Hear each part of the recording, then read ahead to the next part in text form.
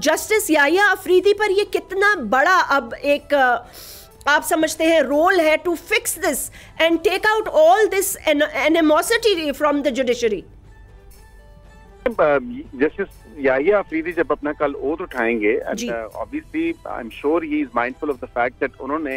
He has to put his own house in order, और वो chief justice की जिम्मेदारी होती है एडमिनिस्ट्रेटिव मामलात को देखना और तमाम तर चीजों को जो है वो स्ट्रीमलाइन करना। और अगर ये डिवीजन परसिस्ट की तो it's not good for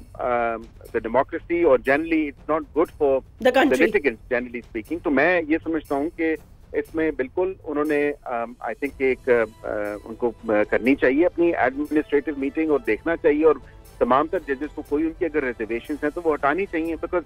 bye virtue of some of those जजेस अगर वो कल भी नहीं जाएंगे जो आज नहीं गए, then it's a very clear thing और बड़ा क्लियर कट है कि वो क्या वजह है, किस वजह से वो नहीं जा रहे, या आउटगोइंग चीफ जस्टिस के फुल कोर्ट रेफरेंस में, या इवन के कल जो चीफ जस्टिस अपना ओथ लेने जा रहे हैं उनकी ओथ टेकिंग सेरेमनी में, बिकॉज ये बड़ी इंपॉर्टेंट बात होगी और यहीं से ही पता चल जाएगा। एग्जैक्टली मैंने अगेन बसात एहतराम मैं ये जरूर कहूंगा कि judges need to abide by the law and the constitution, and they need to conduct themselves in accordance with the constitution and the law। और ये नहीं हो सकता कि किसी सियासी जमात, हमने तो नहीं कहा, हम तो नहीं कहते कि जज साहिबान, इज्जतमाब जज साहिबान किसी सियासी जमात की पुष्पनाई करें या अपनी लाइक या डिसलाइक जो है वो शो करें, दिखाएं। ऐसा नहीं होना चाहिए और हो भी नहीं सकता, क्योंकि a judge has to be apolitical, a judge has to be upright, a judge has to stand with the constitution and the law। That's true।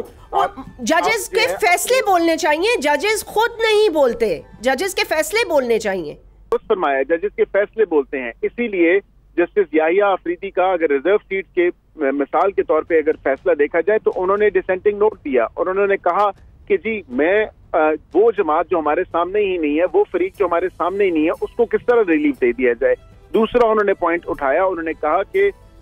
आइन और कानून में 3 दिन लिखे हैं and we can not turn the clock backward, और इनको एक और अपॉर्चुनिटी दें कि फिर दोबारा जो है ये अपनी बयानतियां जमा करें। और 15 दिन का तो कहीं तस्वर भी नहीं है, ना किसी आइन में ना किसी कानून में, ये 15 दिन कैसे दे दी जाए। So obviously he stood with the constitution and he stood with the law, और वो तो आइन और कानून के पाबंद है और बैरिस्टर साहब कानून का पाबंद होना चाहिए। बिल्कुल ठीक। जस्ट वन लास्ट क्वेश्चन, एक और तरमीम की बात हो रही है, बाज़गश्त हो रही है कि कोई 27वीं तरमीम आने वाली है एंड मे बी उसमें शायद मिलिट्री कोर्ट्स के हवाले से कुछ होगा।